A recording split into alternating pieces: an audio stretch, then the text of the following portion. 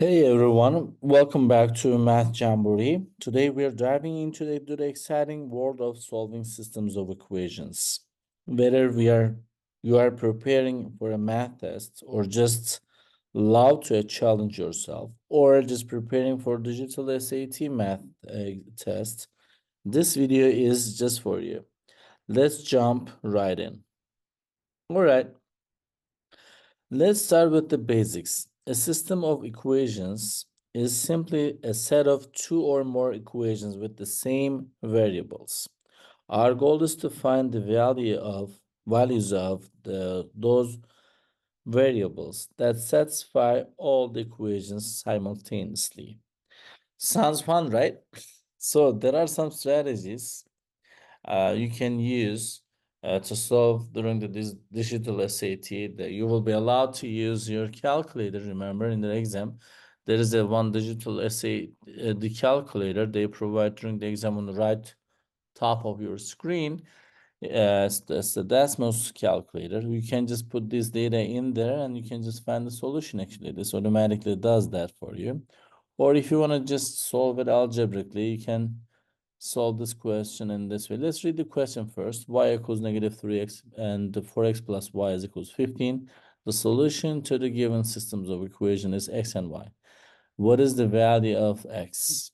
So to find the value of x, in the first equation we're given as y equals negative 3x.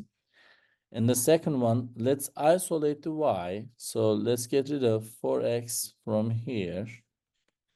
I will just take away 4x from both sides of the equation. So in here, what we have now is y is equal to negative 4x plus 15. So in this case, in the first equation was also negative y equals negative 3x. So these two y's must be equal to each other. Negative 3x is equal to negative 4x plus 15. So let's get rid of the smallest variable, the smallest variable with its smallest coefficient actually. So this one is negative 4x. To get rid of that, I'm just going to add 4x to each side of the equation. This becomes positive x, and the right side, we just left with 15. So the value of x is just 15. So the right choice is C. Let's move on to the next one. Okay, this is another systems of equations question, but this is like more of systems of inequalities, technically.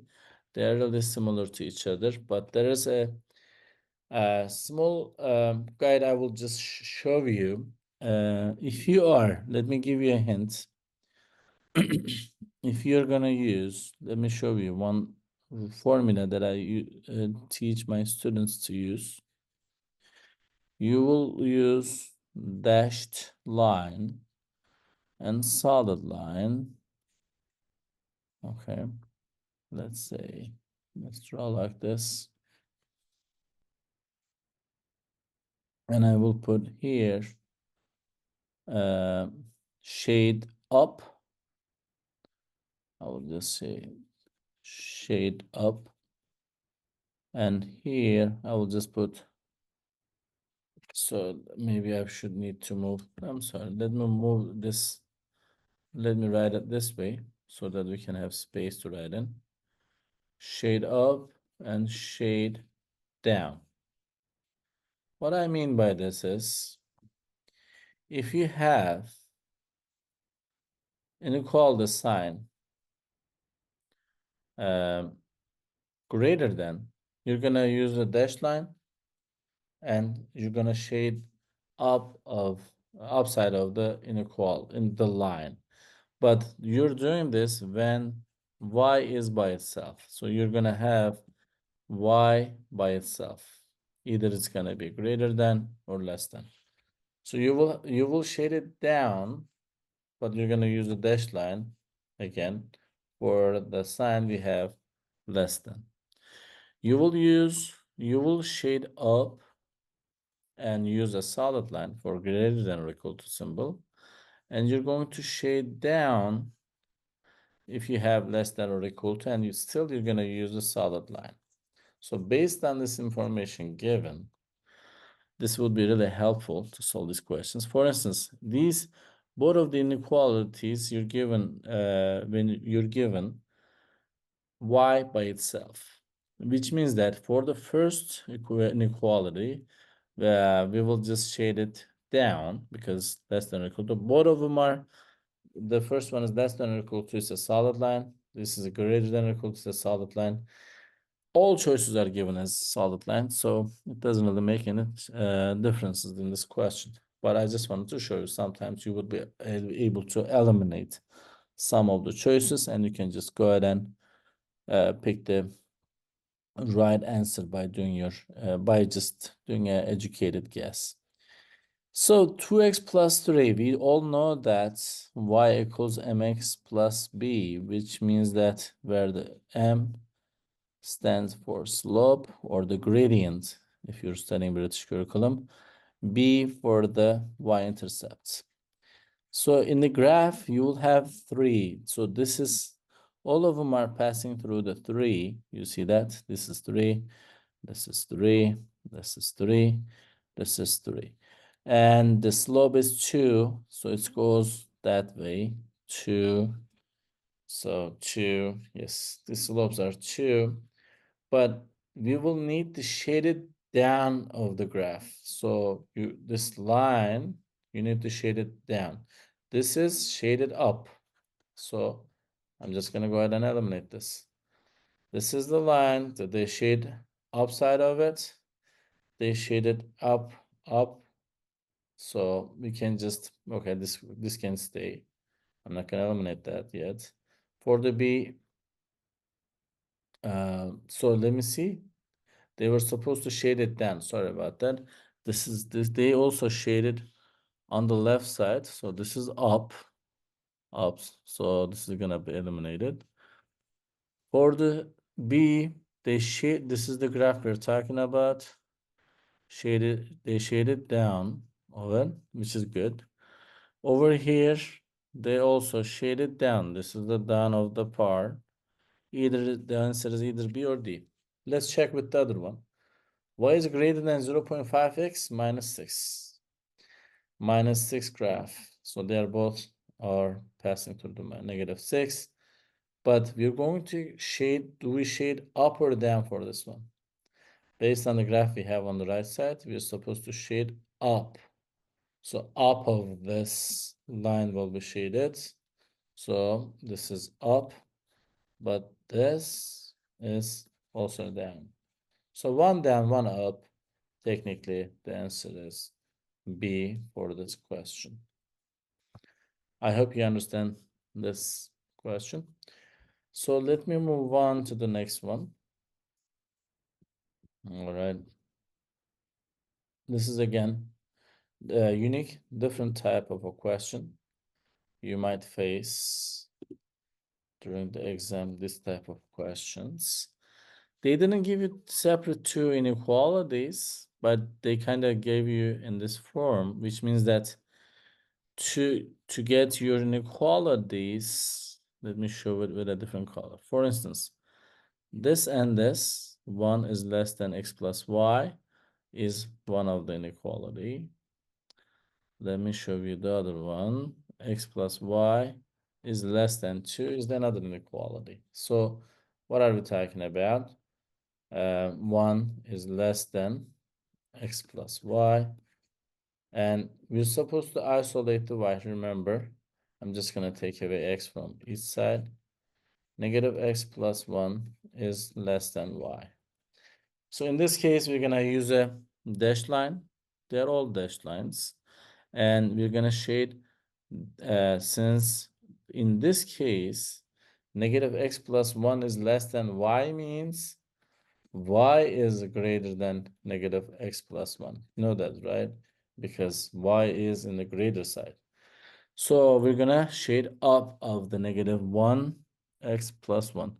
The slope is -1, passes through the y-intercept, 1, y-intercept. So y-intercept is 1, slope is 1, it's -1. So this is facing this way. This means positive. Remember, we have talked about in our previous videos, there is a slope man that can help you to determine whether the slope is a positive or negative. Okay, so here is the slope man. This is positive from left bottom to right top. This slope is negative from right bottom to left top. Vertical, undefined. And 0 is the exactly horizontal. So this is negative. I mean, this is positive, but it's supposed to be negative. That's why we're eliminating the choice F. And this is negative. That can stay. This is positive. I'm going to go ahead and eliminate that. This H is positive. It's not even passing through the positive one, by the way. And this is negative. But in this case, look, we don't even need to touch the rest of the problem because y-intercept is positive 1. This is positive 2. This is negative 1. So positive 1 here. This is the answer you can go ahead and say. But if you want to just do the rest, let me do it for you. You can go ahead and also say x plus y is less than 2, which means y is less than, we're just going to take away x from both sides. Negative x plus 2. The y-intercept is 2. This is going to pass us through the 2, which is here. This is here. But the slope is negative 1. The slope is negative 1. If it's negative 1, it's going to go through from right bottom to left top based on our slope man. That's what it says to us, remember?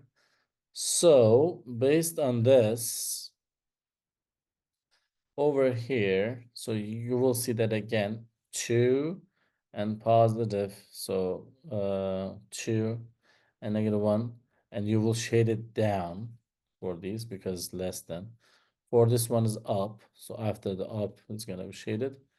So this didn't work because of the y-intercept of this inequality. So still the answer is J. Okay, let's move on to the next question. In this example, we are given as x plus 7 equals 10, x plus 7 squared is y. Find the values of x and y. There are different ways of the solving question, but let me show you the one of them. Since x plus 7 is given as 10 in here, you can go ahead and substitute 10 for the first inside of the parentheses. Technically, you're looking for 10 to the power of 2, which is 10 squared for the value of y, which is 100. So x, how do you find the value of x? From the first equation, because x plus 7 is equal to 10. Take away 7 from both sides of the equation. X will be 3. So your answer is 3 for the x. Let me write it more legible. 3 and 100 for the y. So A, B, C, D. The answer is A for this problem. So pretty much that's it. Thank you for watching our videos in Math Jamboree. I wish you good luck on your SAT exams, on the school exams. Hope to see you around. Be safe out there. Have a good one. Thank you.